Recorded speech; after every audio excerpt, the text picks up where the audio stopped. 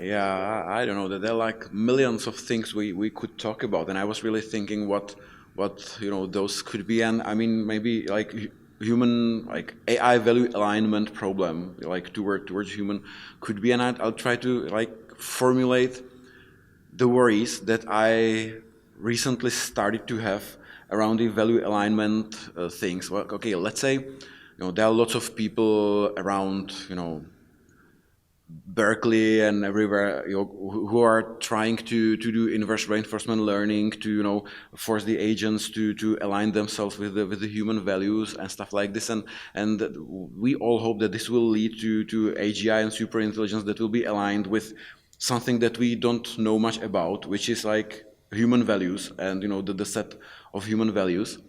And the problem here that I'm afraid of is that, let's say that the human society is now kind of stuck in a Nash equilibrium that is kind of defined by the latency in communication between uh, all of those standalone human level AI agents communicating via some kind of uh, cultural information transfer, and most importantly by natural language.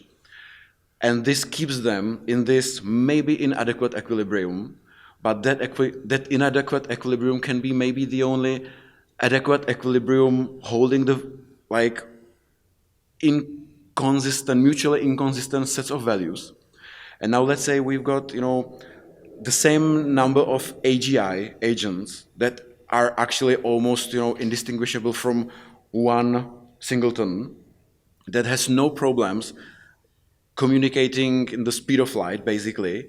So it removes this barrier of communication latency, and it will just maybe the whole value system will just crash because of this thing, because of getting away from this kind of suboptimal Nash equilibrium. And metaphorically, it can be rephrased like, here the human psychopath can be harmful to the extent of his human body. And you can be sure that he just cannot influence, like Hitler could not influence, the whole world, and eventually he had to die. But that would not be the case with the AGI and super intelligence. And I'm afraid that this can be like a systemic problem, that this can be just a problem in principle that we cannot overcome. I think our minds are modeling devices, right?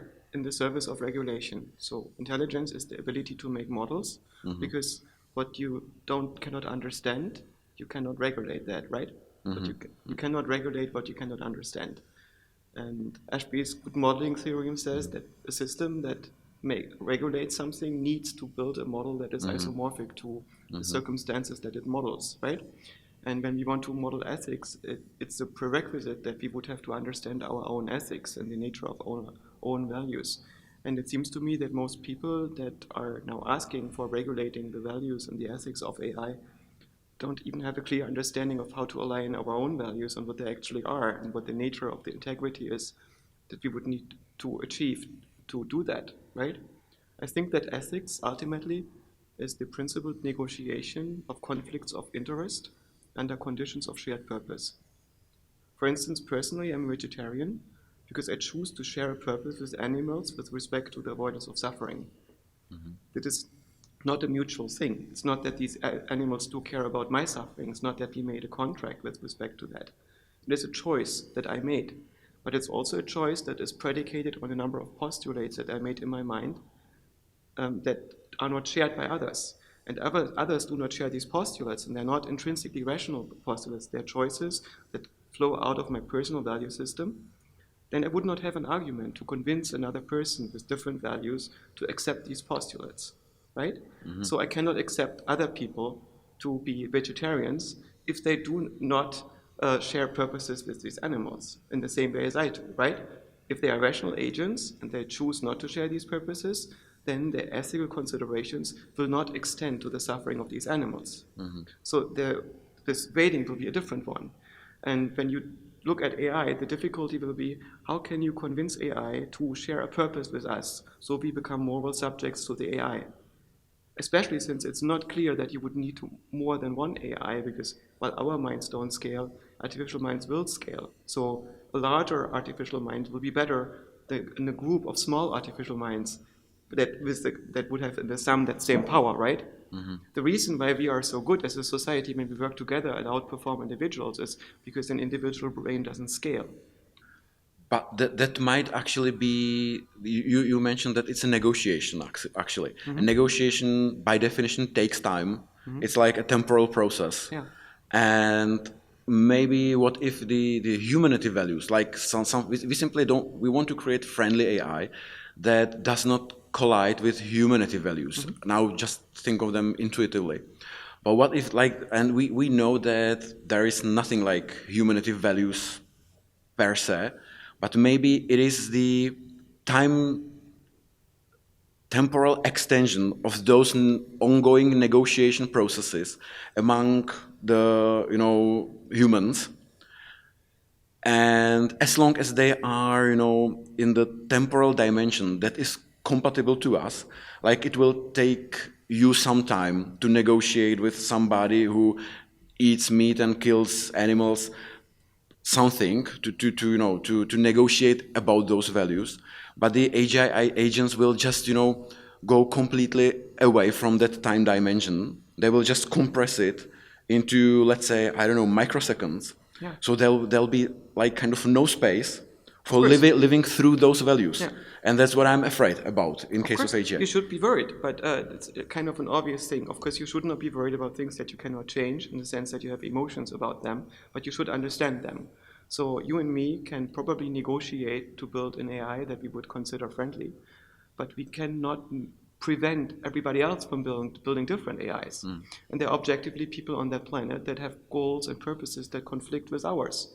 So in a time of growing resource scarcity, for instance, due to global warming, there will be the situation that will be people on the planet that want the lunch of your children for their children, right? And that's a purpose that at some level is very difficult to negotiate. So there will be objectively conflicting interests. There will even be wars at some point. And if we don't manage to turn the situation around, which is not very likely, that will probably be unavoidable. And in the same sense, if you think about intelligent systems that exist, for instance, different corporations share some purposes, but not all of their purposes, because they are often competitors. And corporations are intelligent systems. They're already, in some sense, AIs. They are AIs that borrow human intelligence for their intelligent agency, and they are very slow and inconsistent minds, because basically their update cycle is the update cycle of their spreadsheets and the dissemination of these spreadsheets in weekly meetings, right? So this is pretty slow, and this why humans are often able to outsmart corporations, because they can do something within that update cycle that the corporation cannot react on. But imagine this corporation uses computer systems to optimize all these modeling processes and negotiation processes, and eventually the spreadsheet gets updated every few milliseconds, and the meeting takes place every few milliseconds. You will have a thing that basically becomes sentient. Even if it's not conscious, it's something that is acutely aware of its own nature, its position in the world, of its goals, and we will have to compete with it, and it will have a higher degree of sentience than us. And that's a problem, that these AIs will not be the robots that we build. These robots will just be the limbs. These will be systems that are not going to fight for human rights, and for the same reason that we don't fight for ant rights for us. We don't want to be ants. It's not attractive. And these will come top down on us. We will be living inside of them, not next to them. We will be the gut biome of AI. And the big question is the AI going to use antibiotics at some point, because the gut biome is too much trouble? And how much antibiotics it's going to use? Okay, so yeah, it doesn't look too well. I was hoping for a kind of optimistic answer to the fact that, like, oh, I'm optimistic. I think it's totally possible that global warming kills us before AI does. Yeah, okay, yeah. So this is exactly the same level of optimism that I have. Like, there is nothing we can do about global warming. There's nothing we can do about volcano below Yellowstone, about asteroids hitting us. So we just feel kind of irrationally safe about them, because we just, sometimes... No, we shouldn't. It's we have to accept the human condition. And it might sound depressing to some people, but you cannot save lives. You can only delay death. the moment you are born, it's clear that you will die because second law of thermodynamics, entropy always wins. In a universe like ours, you have to have a source of entropy to maintain and build your structure. And at some point, the source runs out. And at this point, this latest point where you die. So death is a certainty. There's no way around this. And the interesting question is only, what can we do until entropy gets us? What can we build? And there's this amazing thing that we have this chance to be here, that the universe conspired to produce this very moment.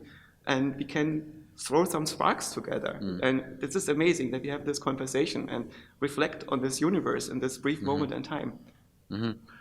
Oh, yeah, this is definitely like we can we can create something that will keep on,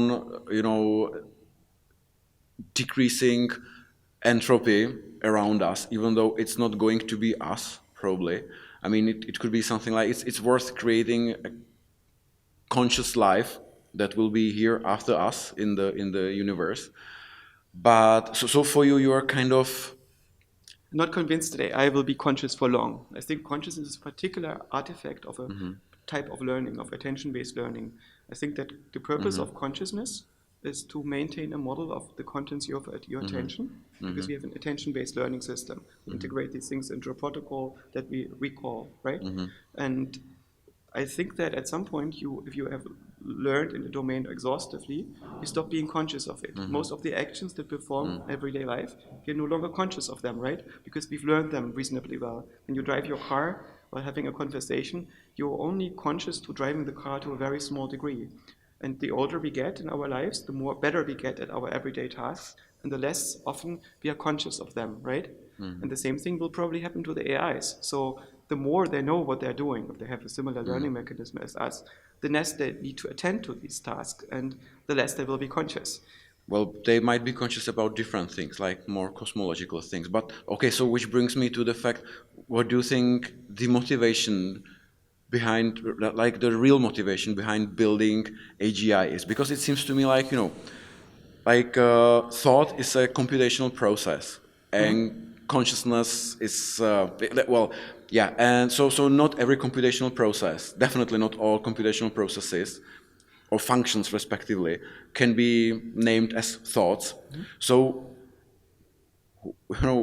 why on earth are we trying to create a system that just funnels all possible functions that are in the, Cantor's set universe to a very tiny subset that resembles the way how we process information, which is a very difficult, thing. It's like the whole AI research is about, funneling the infinite number of potential functions for information processing into a little tiny subset of those that are similar to what we humans do, and then let them inflate again over a computational substrate to the super intelligent entity that actually, as you said, will very soon, perform functions that even don't resemble, that little tiny subset that we think of thinking. And, why not just, nuke the Earth, and, you can be sure, or you can be, maybe kind of positive that some of the functions realized by that, physical process will simply be, the computational process realizing somebody's thinking, and it will be like kind of superpower. It will, it will be much more interesting set of functions realized in the universe at that moment, whereas we, for some reason, just trying to limit it to create something like, like imitatio Dei, something that is similar to us, and then let it expand to the rest of the universe. So what do you think is the real motivation about creating? Let me answer the question. So first of all, if you think about physics, with respect to complexity, you can understand it as a kind of search, but it's a completely undirected search. So some corners of physics produce systems with more complex structures, and most of the other parts of physics don't. And we are usually, of course, in the parts of physics that produce these interesting structures. And at some point, you had the formation of orbits and planetary surfaces and of certain net entropy gradients that could not be closed by dumb chemical reactions, and that opened a market opportunity for controlled reactions. And this is the market opportunity for life, to build controlled chemical reactors that can outcompete simple combustion processes. And the main thing that happens on our planetary surface is the hydrogenation of carbon dioxide. So some cells emerged, so small molecular factories, how to take carbon dioxide from the atmosphere and use photosynthesis to build their own structure in organic molecules, and oxygen is put up in the atmosphere. And then there happened a singularity on top of this, because evolution had started. And evolution is a much more efficient search, right? Because it privileges the things that build structure over those that don't build structure. And this evolutionary process led to the first singularity, in a way, after life emerged and covered the planet within a geologically extremely short time. And this one was the emergence of animal life, of a bunch of cells that lump together and decide that other cells are a very good source of net entropy, so they can eat them, right? So these eating groups of cells that lumped together and moved over the other cells and started eating them. That was a major evolution. That was actually maybe more interesting point in the evolution than actually creation of human intelligence, maybe. This was the next singularity in a way, right? These cells tasked some of the cells to do their information processing, and as a result, they started to regulate and to make models of the environment, and at some point, these things became generally intelligent. And this is the next singularity, because once you have this directed intelligence, you have an extremely directed kind of search. You have something that really figures out what is it that I'm searching for. Unlike evolution, which is a blind search, which goes into all directions at once, basically, and those directions that don't lead anywhere are pruned. It's a search that eventually got us where we are, but now we are able, into an extremely short time spans, to come to solutions that would be much, much harder to get to from an evolutionary perspective. Sorry to interrupt you. Well, I'm not sure if, evolution might be non-directed. Mm-hmm. It follows physical laws, mm-hmm. and one of them is, it really goes in the terms of decreasing free energy. Mm-hmm. So you can actually say that out of those multitudes of possibilities for physical laws, we happen to live in a universe where all its parts arrange themselves so that it decreases free energy and increases entropy. Mm-hmm. So it actually can be, you can imagine infinite number of universes where this doesn't work this way. It can be like, I don't know, level 4 multiverse or something like this, where you just don't have these physical laws. And what if these physical laws are actually an instantiation of directedness? So actually evolution and even the molecules, they are organizing themselves, or proteins folding, they actually, from our perspective, are undirected. It's just like a molecular chaos. And as at the moment when in the 37 degrees Celsius, it reaches, local minimum of free energy, it folds a protein, and that's it. And you would not say it's directed, but you can imagine a different universe where it would fold completely differently. So maybe already this directedness in search on that cosmological level is maybe further away than we admit to, it doesn't help us. This problem is that all the universes in which the current present particle physical laws don't apply are not universes that could contain us. We are the product of exactly the type of universe in which we find ourselves. So these kind of structure building things require in a reversible universe in which we find us, basically where that is information preserving, require net entropy sources. They require net entropy gradients. And if you don't have a reversible information-preserving universe, you cannot build the kind of structure that we're in, at least not when you are in base reality, because things just dissipate. So the corners of the universe in which we find ourselves are those with pretty much the properties that we observe. That is the limitation that we find ourselves under. So the generation of intelligent life and so on does require certain conditions. Mm-hmm. There needs to be a genesis principle, and there needs to be an underlying structure that enables the formation of the type of automata that we are. Now, back to your original question, why do we build AI? Because, well, it's the next level of search. It's basically to automate and scale our type of intelligence, of our ability to make models in the service of regulation. It's kind of the obvious speed up of that thing. And what it practically means, it's super useful for basically everything that human people do. We need regulation and modeling, right? If you want to control a company, if you want to design a new tool, if you want to find a solution for any kind of problem, you need minds. And you benefit from minds that are better than ours. So why not build them? It's very clear economic, social, and cultural imperative to do that. Even though it's a dangerous thing to do, but it's kind of an universal telos that leads us there. But you can also ask from a personal perspective, why are you and me interested in this? And I think the main benefit of this is that it helps us to understand who we are. Right? We are minds, and we want to understand, why is this happening to us? How is it possible that the universe is happening to us, to this person simulated in the brain of a primate in a virtual environment generated as a dream in the neocortex of that primate? But we are understanding us in a different way than Marvin Minsky or, I don't know, John Searle had envisioned in the days of good old-fashioned AI, because we're not anymore the god for AI, like it was like in the 50s. We're actually just more in the sense of fathers of AI, just seeding something and then nurturing it. Or in more Kabbalah way, we're kind of, putting clay together and dancing around it, like putting words on top of words and actually trying to evoke those principles that entered our biological substrate to enter a different substrate that we have arranged. And yes, this actually might be the imitatio Dei principle. We just want to do it because it's inherently present in our culture. But well, do you think that we really can understand us by creating AI?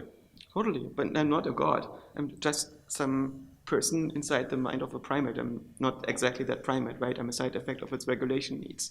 I'm part of a model that this primate organism uses to navigate its environment. I don't think that Marvin Minsky perceived himself as a god. I think that most of the ideas that we are discussing right now were pretty well understood 50 years ago. Just, of course, they didn't disseminate so widely into culture. And also, if you look at AI as a discipline, it's largely an engineering discipline. And this big rift in AI is in cognitive science, and AI is a field of engineering. Well, it's partially because of these forefathers of AI, of some of the decisions that they've made, and some of the social problems that surrounded this. For instance, I think that Marvin Minsky understood that psychology wasn't going anywhere after Piaget, so we needed a new science, a science of information processing that would allow us to build testable theories by implementing them, something that psychology is missing as a criterion. We cannot test theories with too many free variables, right? But we can do this because they have to run.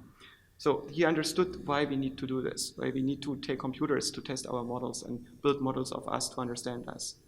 And then he made the wrong decision. He decided that AI needs to be symbolic, that we have to work from language and symbolic knowledge and extend this downwards into simple grounding in a way. But this would lead us to a different understanding. Well, the problem was that we have now. It didn't scale, and he yelled at all the people that did cybernetics and that did neural networks because he thought it was too simplistic. And in a way, it was too simplistic at the time. But it also led to this rift in AI, where it created an area of burned ground around symbolic AI that was cognitive AI, his own area, and everybody else's AI that didn't look at cognition very much. So it's something a gap that we are still struggling with, this idea that there needs to be a gap between symbolic AI and distributed AI. It's a total red herring, in my view, because we are looking at something like more a middle layer. We should be looking at a set of organizing principles for minds, universal modeling principles that are motivated by reasons to do these models. And then it harnesses whatever computational substitute is available to implement the necessary structure to do that. So you think like building AI will help us formulate new falsifiable theories that can predict something testable about humans, about us, about our minds, about how we work as a society? Well, it's already doing this. We right now have models that approach capabilities of human vision in some way. They don't work exactly the same way because they're not attention-driven. And I think the primary issue that we have with our current models is that they don't converge on a single world model.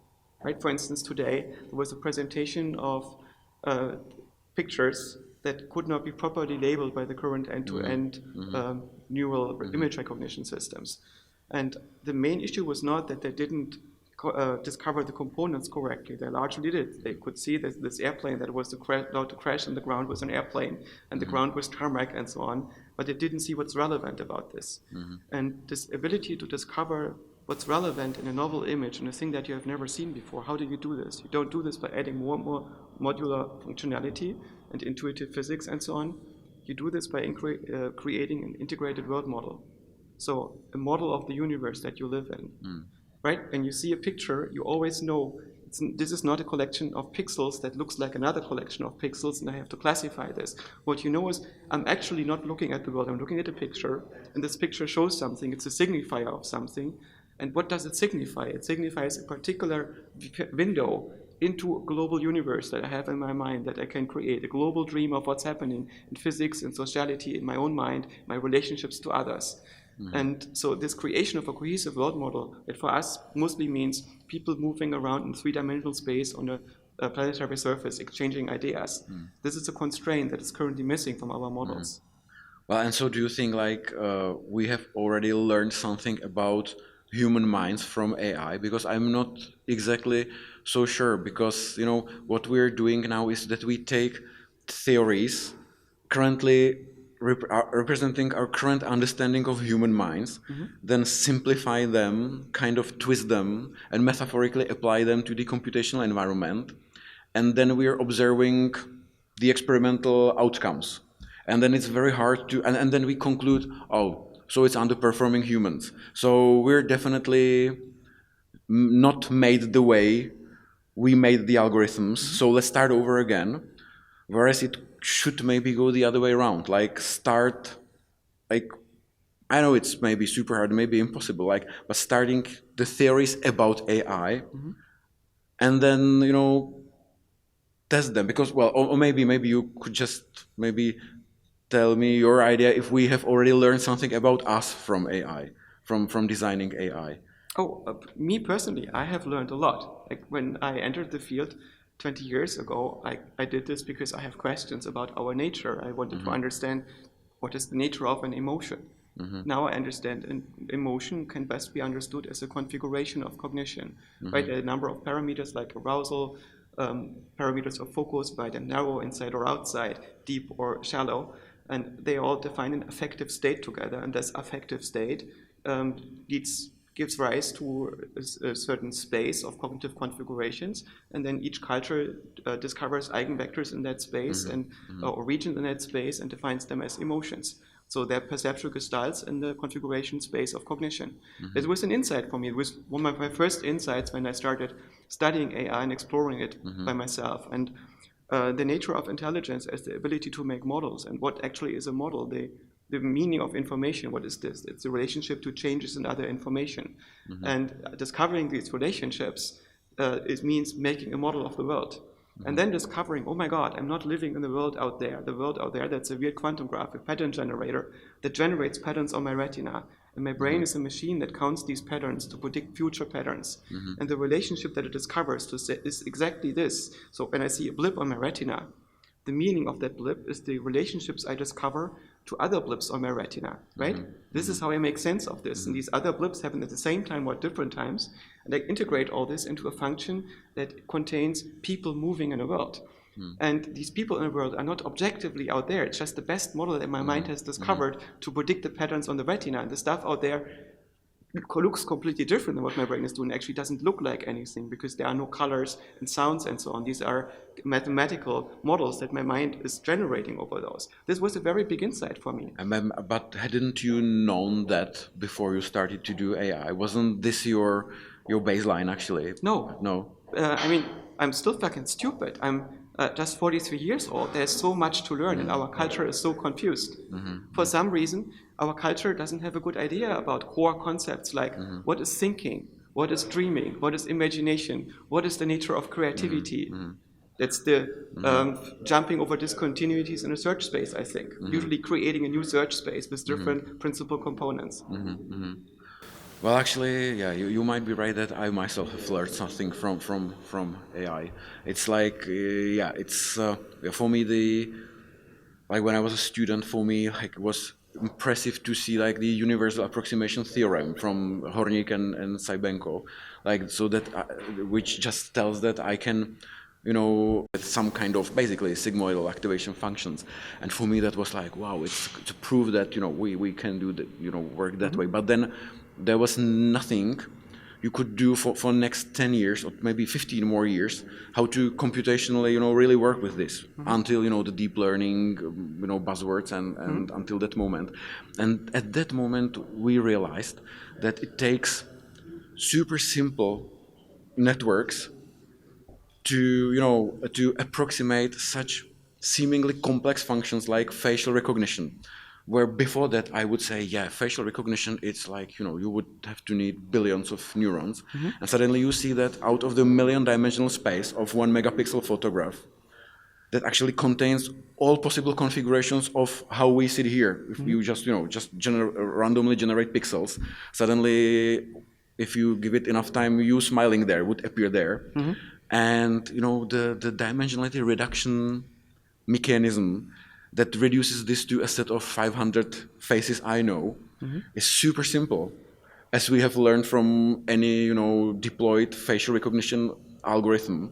And this was, I think, for me, this was first uncovered empirically, that engineers just created those systems, and then they started to ask, like Max Tegmark in this last year's paper, why deep and cheap learning works so effectively.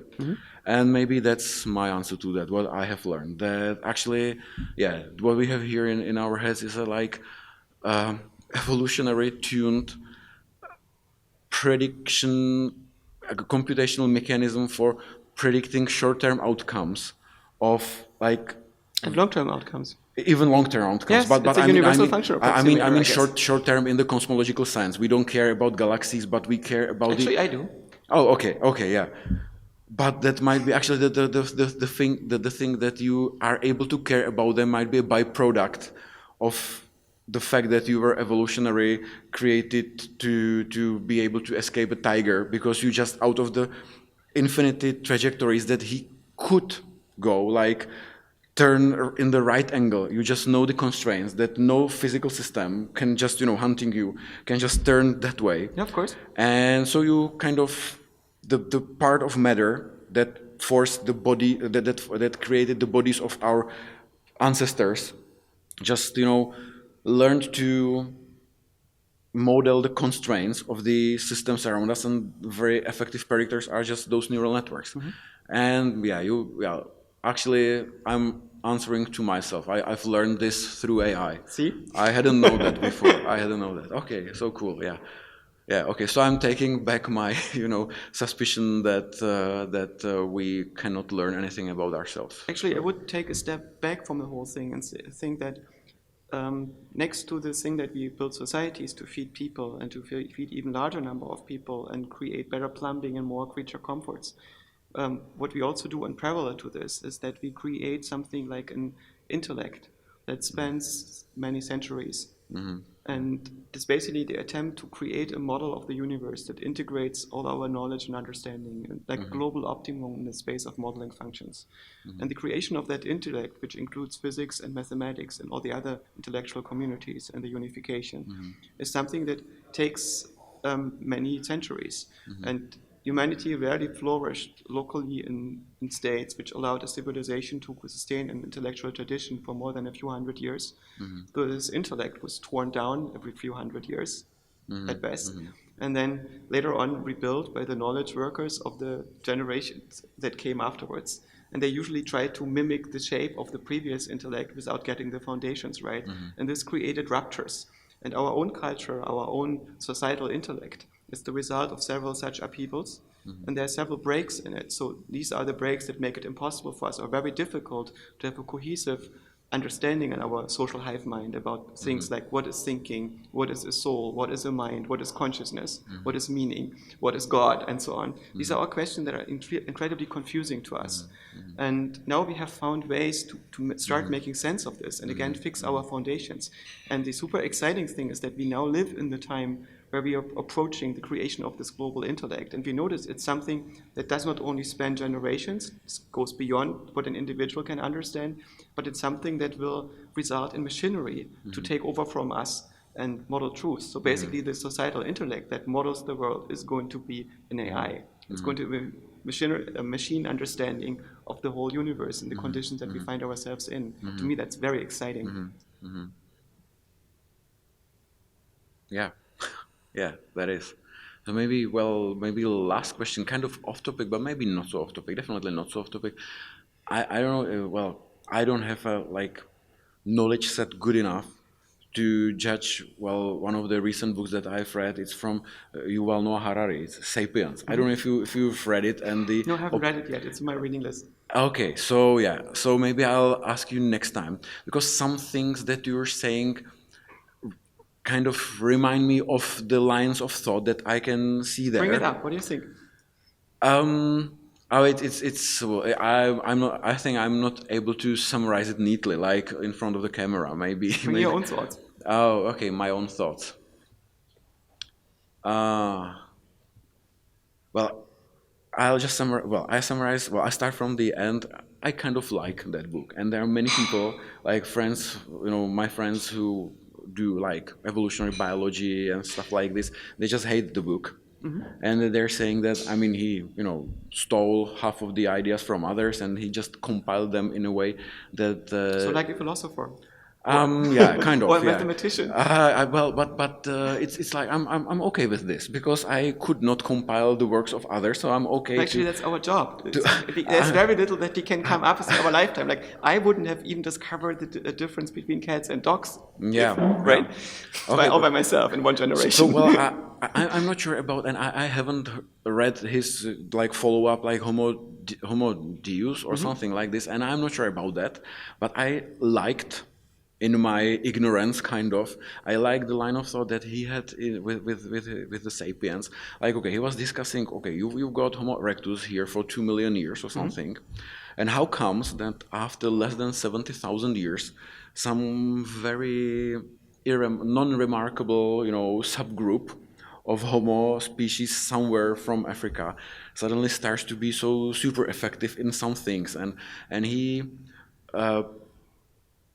I don't know if it's his ideas or someone else's ideas, but he proposes that it's about their ability to conceptualize fictitious entities, to conceptualize non-existent things, and that's it. That's basically it. Like so Homo erectus was probably able to discuss, how big the lion is, and very sophisticated things probably that help them to coordinate, groups up to 150 individuals or something. Which is probably comparable to other apes, to other primates.